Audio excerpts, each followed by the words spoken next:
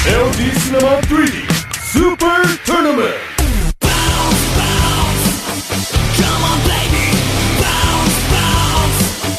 Come on, baby. Look up in the sky. It's a bird. It's a plane. No, it's the Super Tournament. Welcome, ladies and gentlemen. It is faster than a speed upgraded Warp Prism, more powerful than a 5-3 Ultralisk. The GSL Super Tournament is back. I am Moltrap here with Wolf, and we are getting ready to cast some spectacular games today. It is still just a round of 64, but we have some great matchups for you today. I am super excited. I am actually more excited than you are, I think, Moltrap. I don't know, man. Marine King Prime is my favorite player in the GSL ever, and he's playing last, so I have to be a little bit patient. Nice. I don't know. Ace is like my 15th favorite player, and he's playing today also. I don't know. I'm just really stoked about the matches today. I think they're going to be like, this is kind of like we've seen for some of the other matches in the round of 64, where it's like players, it's like the matchups that you wouldn't say like, oh, if I had like to pick my perfect show match, I would pick, you know, these two guys to play each other, but they're also they're still really even, so I think they're going to be good matches. Let's go ahead and take a look at what happened yesterday so we can kind of get some context for this. Of course, TSL Trickster 2-0ing Yu-Gi-Oh! I haven't actually watched those VODs yet, but I heard they were pretty spectacular games. I got here, I was doing some sightseeing, so I got here late, but I did watch the Best versus J-June, the Best wiping him out. MVP Genius with a beautiful timing attack, barely taking out Boxer in Game 3, and Slayer's Min just outplaying July Zerg in some Zerg versus Zerg, so Slayer's Min doing a very good job yesterday as well. And today, here's what we have for you. HongUnPrime versus FOXMoon, and this is one of those, you know, like I said, there's like, you wouldn't say like, oh, my perfect show match, let's do HongUn versus FOXMoon. No, but this is going to be a good set regardless. I think they're evenly matched, and it's going to be fun stuff. Revival versus Ensnare is also going to be pretty good. Revival, he's that guy that did those crazy roach drops versus Terran and Code A, so let's see some more out of him. And I'm really looking forward to Fruit Dealer versus Ace. I think that, I just got this nerd chill feeling going down my spine that is going to be some sick games. He is so unpredictable, so we'll see how that goes. Yeah. And then Squirtle versus Marine King's going to close things out for us. Yeah, that's what I'm really excited about. So, of course, Squirtle showed us some awesome games in the Team League versus MVP. That game, the most epic game ever that everyone always talks about. Really? Well, you know, everyone always talks about that game, Moltrap. You didn't talk about it? First time I've heard someone talk about it. Well, you probably should go back and watch that VOD. I probably should. It was the first Team League, I believe, and it was the I like second vaguely to last remember match. it, but I don't remember it as much. I don't remember it being that epic. What was epic about it? Well, it was just a really long game on Terminus Re, and there were motherships involved, a lot of Blink Stalker control, tons of bases being taken all over the map, so we'll see something like that maybe. It's always cool when there's motherships involved. And, yeah, like yesterday there was a mothership. Exactly. That was pretty awesome. The Trickster games, there was some mothership action. Anyway, let's get started here looking at the players for our first matchup. There is HongUnPrime, Protoss player, GSL ranked 13th. He's been around for a while, got points from January, March, and May. Always hanging around in Code S. And versus Zerg, 6 wins and 2 losses, a 75% win rate in recent versus Zerg. But look at that, recent sets in general, only 3 and 7. So HongUn not looking too good. He got knocked down in the up and down matches right out of his Code S group. He did stay in Code S, but he's still got a little bit of proving to do. There's the man himself right now. Drinking some Gatorade, it looks like. Yeah. And it's interesting, these guys actually played before. We're going to see Moon in just a moment here, but they actually played in the up and down matches in Season 1. Yeah, a long time ago. And HongUn helped knock Moon down to Code A that season. So we'll see if he can get some revenge. And there's Moon himself. GSL ranking 59th, has had some bad luck lately. You know, he was back, he was up there in that first season, Code A. Got knocked down to Code A. I'm sorry, Code S got knocked down to Code A again. And then the previous season just got eliminated in the first round by Virus. So he is no longer even in Code A right now. Yeah, his GSL results have not been extremely impressive. A lot of people remember him for making it to the finals of Intel Extreme Masters, losing to Ace. So Yeah. We'll see how he can prove himself here maybe today. He really hasn't been that impressive, but he's definitely a solid player. We'll see what he can show us today. Maybe he's got some specific builds planned here against HongUn. HongUn, a very resilient player, though, so I don't think we'll see too many all-ins. Yeah, exactly. Yeah, Moon, it's weird. He's been doing really bad in GSL. He's been doing really bad, not showing good results, but in foreign tournaments, he's been doing really well. Yeah. You know, he beat Squirtle a couple times in IEM. Only lost 3-2 versus Ace in the IEM finals, so he took second there. He's doing really well in the NASL as well. So yeah, he's been doing well in foreign tournaments, but he's going to have to step it up a little bit. HongUn, not the best Protoss in Codas by far, but definitely a little bit stronger, I think, than what he's been finding abroad. Exactly. So he's going to have his work cut out for him there. We'll see how he does the first map, of course, is Metalopolis. See if HongUn is going to show some PvZ dominance, or is Moon going to show us that he's going to do a little bit better this time in the Super Tournament. Yeah.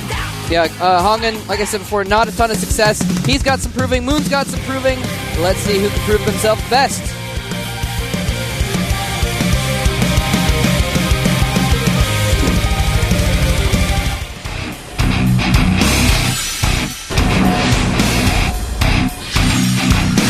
HongUnPrime.WE versus FOXMoon.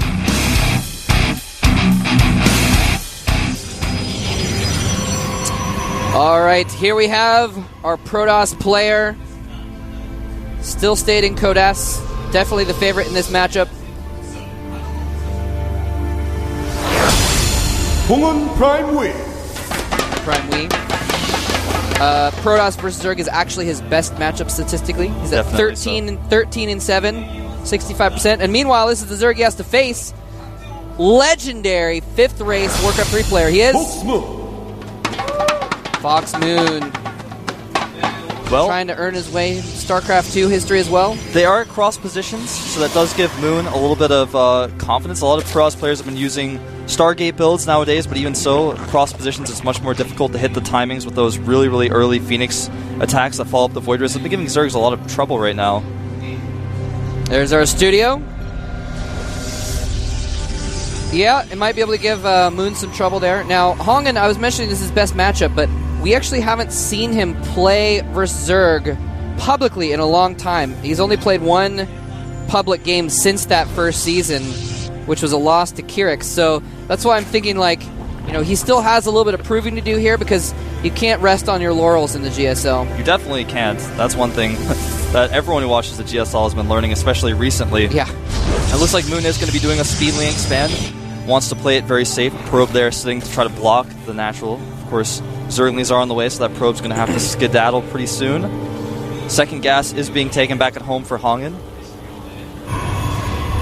There we go. Maybe wanting to do a 3-gate Sentry expand, which is definitely the most common Protoss versus Zerg build out there right now. Yeah.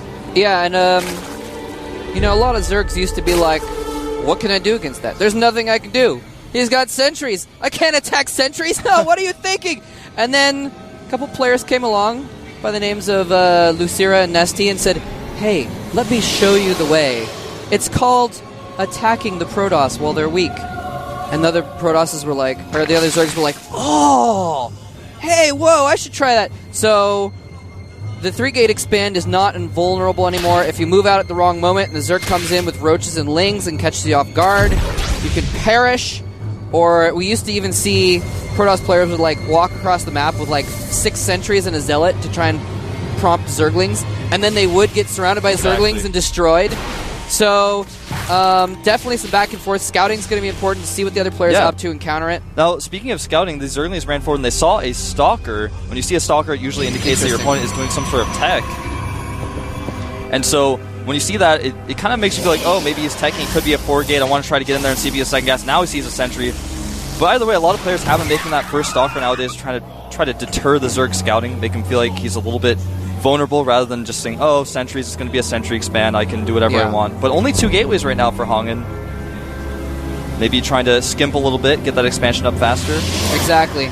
Yeah, and the Stalkers are handy to have because then, oh wow, that is a fast expansion. This actually is a build that someone posted a thread on TL about recently. It's doing 2 gateways instead of 3 for a Sentry expand. I've been playing around with it a little bit. It's actually been giving me a lot of success, so maybe it's becoming popular on the Korean servers now as well. So I think that that's what we're going to see here from HongUn. We'll see how we can execute it, though. That is interesting. It's very, very risky against roach speedling all-ins. Yeah, I mean, he's got like 2 sentries right now.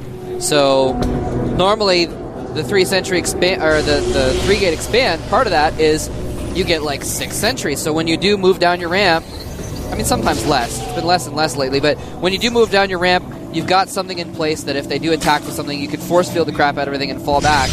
But with only the 2 sentries, now 3, he's not going to be able to do that nearly as well, and he doesn't really have a lot of information. He's just kind of assuming that Moon is going to go for a more longer-term game, but he does have a nice wall up at least.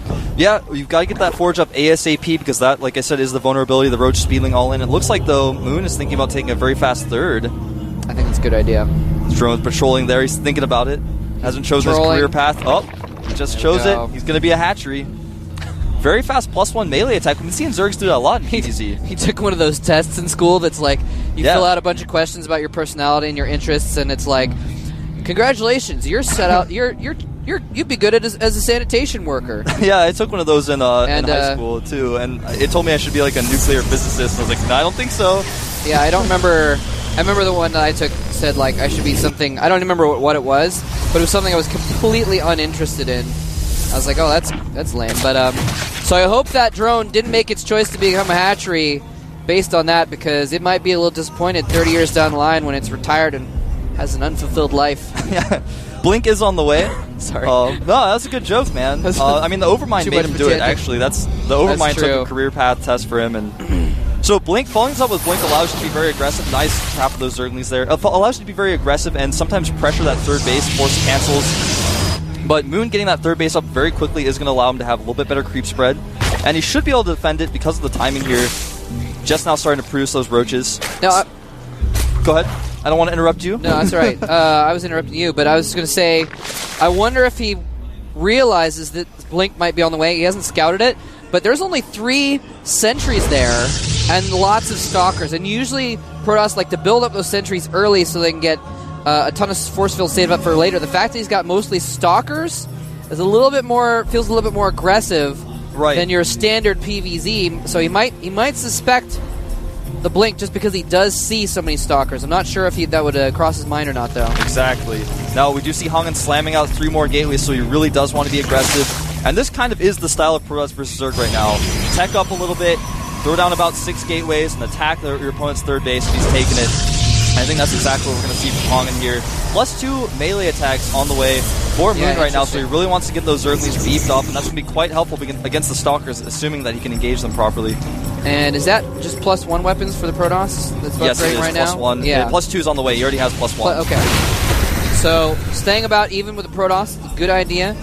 And Burrow being researched as well, and a lot of roaches, so we are probably going to see some heavy roach play with Zerglings as well because of the melee attacks. Oh, this attack is so scary, Mole Trap. I'm not sure if Moon can hold it. He has plenty of roaches, but they do not yet have speed or burrow.